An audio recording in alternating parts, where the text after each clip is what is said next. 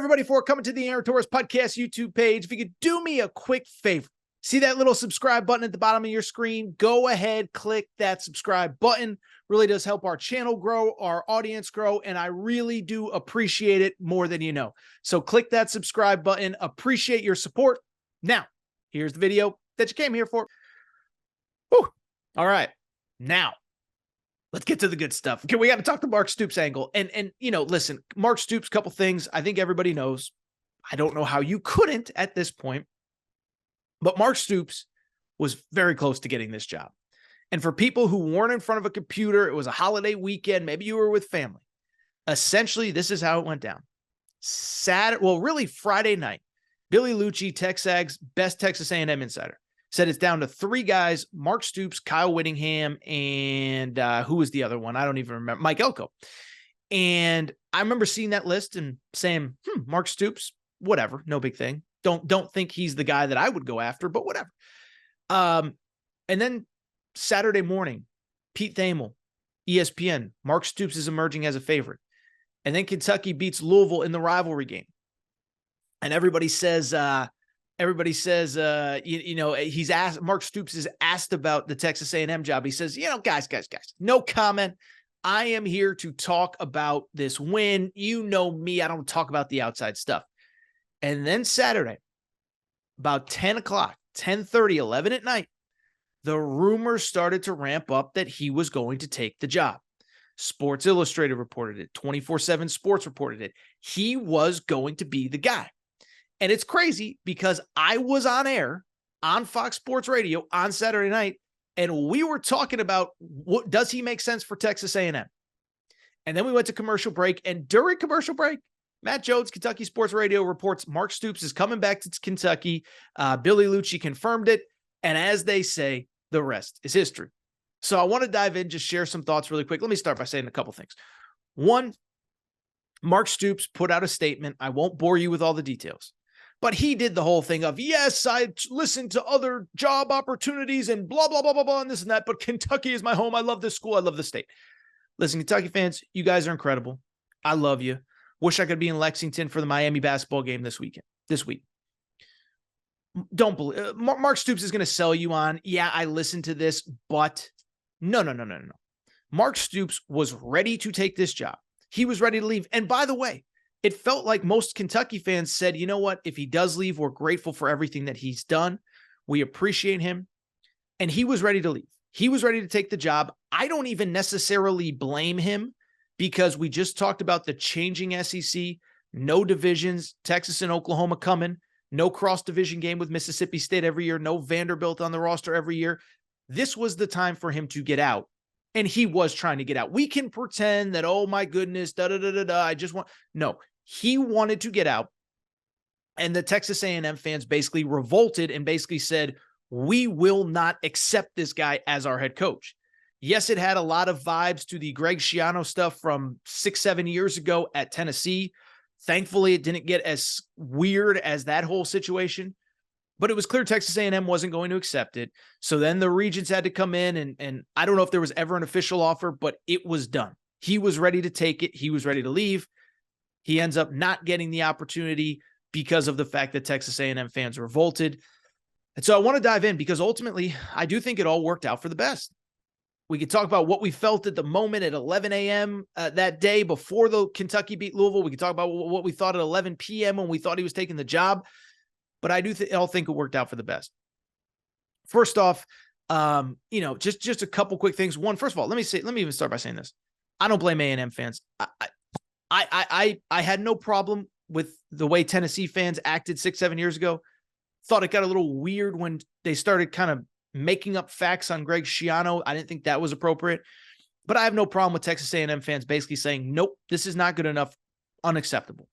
Because at the end of the day, yes, I know that there's a lot of different ways that programs are paid for, and there's TV money and there's this and that. But you are still the stewards of the program.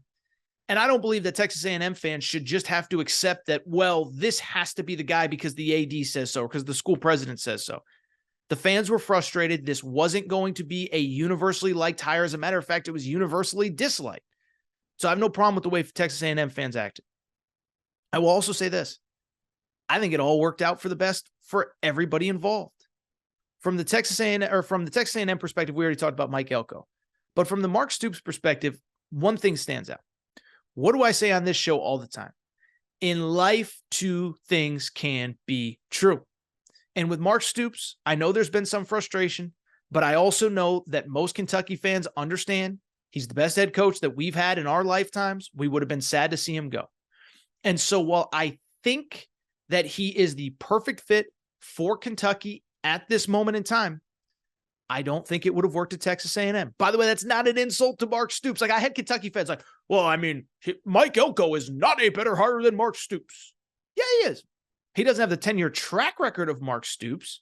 He hasn't been a head coach in the SEC like Mark Stoops, but Mike Elko is absolutely a better hire. From the Mark Stoops perspective, the reasons why are obvious. First off, the fans weren't going to support it. And I think that is an important thing. And I'm not saying you always have to listen to fans, but I do think when a head coach isn't supported universally, if people don't like the hire, it's really hard if people don't like the hire to gain back the trust of a fan base, right? I could go back to like Charlie Strong was the first time I remember this.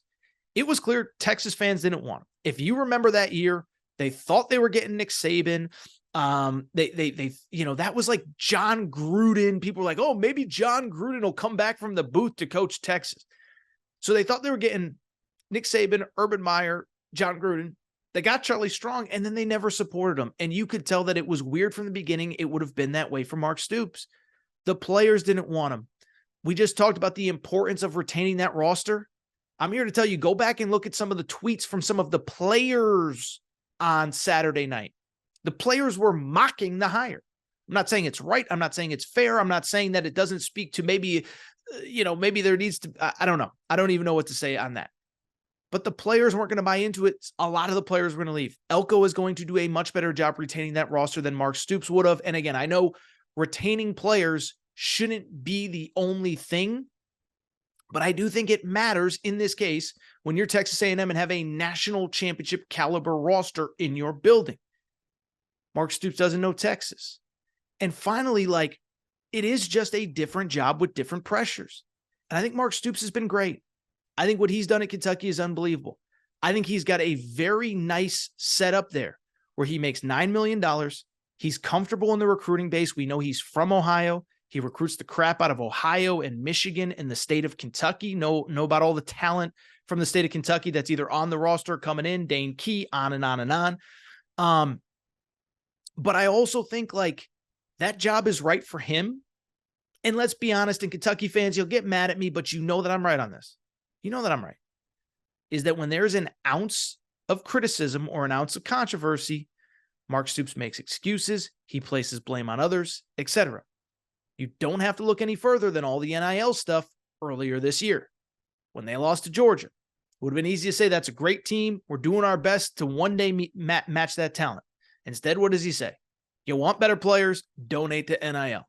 Thought it was tacky, thought it was lame, thought there was a lot of good ways that you could handle that situation. Didn't think that was it. So now you're going to go to Texas A&M, where every single game is a pressure cooker, where Jimbo Fisher goes 8-4, 9-3 every single year. Not every single year. They went 5-7 last year. They were trending towards 7-5 this year. But where Jimbo Fisher, multiple 9-win seasons, a number 5 ranking in 2020, you're going to go there. There's going to be pressure from day one. I just don't know if he was built for that. And so I do think it worked out for everybody for the best. He's going back to Kentucky. I do think, and by the way, Kentucky fans, either in the YouTube comments or you can email me at aarontorrespodcastquestions@gmail.com. Tell me if I'm crazy, but I do think that now there's like a new level of appreciation, right? I don't want to do the sports radio, sports podcast cliche of like, well, you know, when you and your wife almost break up, it makes it, I'm not going to do that. But what I am going to say is I do think Kentucky fans, there was a 2-3 hour window where it was like, we're going to lose this guy. Man, we appreciate everything that he's done.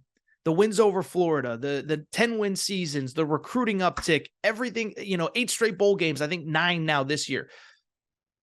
Now that he's stayed, I think you appreciate it a little bit more. And I think Mark Stoops appreciates how much that he is appreciated a little bit as well. And lastly, I'll say, I do wonder if this kind of closes the door on Mark Stoops ever leaving Kentucky. Like I said, I thought this was the offseason to do it. Not saying it'll never happen, but I thought this was the offseason to do it. I think he's built for the long haul. I think he's going to continue to have success at Kentucky. Congrats to him. He's at the place, he's at a place that for the most part, he's beloved. And Kentucky still has a great coach, and they don't have to go through a new coaching search, and they don't have to rebuild from the ground up. So we'll see what happens, but I do think this ended out for the best. Mike Elko, the head coach at Texas A&M, and of course, Mark Stoops back at Kentucky.